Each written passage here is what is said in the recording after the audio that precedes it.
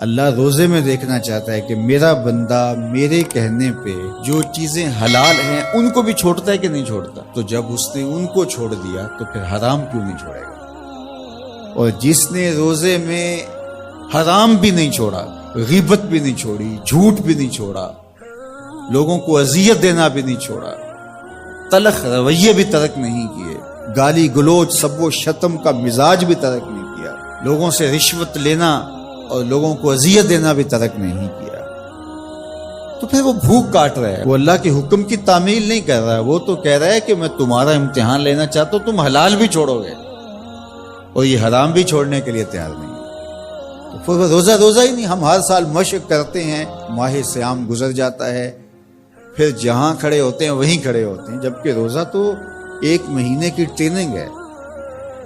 1 مہینے کی ٹریننگ کے بعد ہمارے عیب جھڑ جانے چاہیے، ہمارے گناہ دھل جانے چاہیے، ہمارے اندر کو تقوی کے نور سے مالا مال ہو جانا چاہیے. لیکن ہم نے مشق کی نہیں، ہم کام چور رہے. تو پھر نتیجہ کیا ہوا کہ جہاں کھڑے تھے وہیں رہے. تو روزے کا مقصد اتقاء کو پیدا کرنا ہے، اور ہر وہ کام جو اللہ کی ناراضگی کا ذریعہ ہے اس کو ترک کرنے کا نام تقوی ہے. اور اگر کوئی ایسا کام سرزد ہو جائے جو اللہ کی ناراضگی کا سبب اور ذریعہ ہے تو فوراً توبہ کی جائے، رجوع کیا جائے، ایسے امور بجا لائے جائیں جو اللہ کی رضا کا سبب اور ذریعہ بن جائیں. حضور نے ارشاد فرمایا، حضرت معاذ بن جبل رضی اللہ تعالی عنہ سے مروی ہے، اتق اللہ حیث ما کنت، تو جہاں بھی رہے اللہ سے ڈرتا رہے. خلوت میں ہو، جلوت میں ہو، گھر میں ہو، مسجد میں ہو، بازار میں ہو، تنہائی میں ہو، ہجوم میں ہو، جہاں بھی تو رہے اللہ سے ڈرتا رہے. وَأَتْبِعِ السَّيِّئَةَ الْحَسَنَةَ، اور اگر تم سے کبھی کوئی گناہ سرزد ہو جائے تو فوراً نیکی کر، تم ہوا وہ نیکی اس گناہ کو مٹا ڈالے گی. وَخَالِقِ النَّاسِ بِخُلُقٍ حَسَنٍ، اور لوگوں کے ساتھ اچھے اخلاق کے ساتھ پیش آ. تو نیکی کرنے کے بعد، تقوی اختیار کرنے کے بعد، تیسری بات حضور نے جو ارشاد فرمائی، حضور سے بڑا حکیم کون ہو سکتا ہے؟ میرے ماں باپ حضور پہ قربان.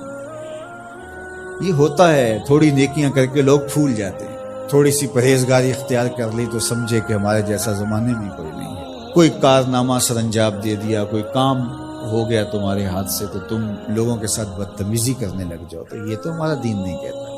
تو فرمایا اتق اللہ حیث ما کنت، جہاں بھی رہے ایک تو اللہ سے ڈرتا رہنا، اور دوسری بات ارشاد فرمائی اتبع السیئۃ الحسنہ، جب تم کوئی برائی کر بیٹھو تو اس کے فوری بعد تم نیکی کرو، تم ہوا وہ مٹا ڈالے گی. اس کو لکھتے لکھتے دھبا لگ جائے تو اس کو ریموو کر دیتے ہیں نا. زندگی میں چلتے چلتے گناہ سرزد ہو جائے تو نیکی سے اس کو ریموو کر دو، تم ہوا مٹا ڈالے گی اس کو. اور پھر تیسری بات فرمائی وَخَالِقِ النَّاسِ بِخُلُقٍ حَسَنٍ، لوگوں سے رویہ اچھا رکھنا، لوگوں کے ساتھ حسن سلوک سے پیش آنا، بدتمیزی کی زندگی نہ گزارنا. قیامت کے دن جب اعمال تولے جائیں گے، سب سے زیادہ وزن جس عمل کا ہوگا وہ حسن خلق ہے، جو پلڑے کو جھکا دے. تو کبھی اپنے رویوں کو کھردرا نہ ہونے دینا. تو ہمارے رب نے ہمیں تقوی اختیار کرنے کا حکم عطا کیا، اور رمضان المبارک موسم ہے تقوی کے حصول کا.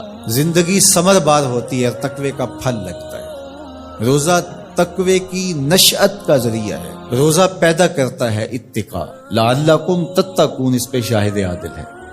تو اس لیے مجھے اور آپ کو جائزہ لینا پڑے گا کہ ان دنوں کے اندر ہمارے اندر کوئی تقوی پیدا ہوا ہے یا نہیں ہوا.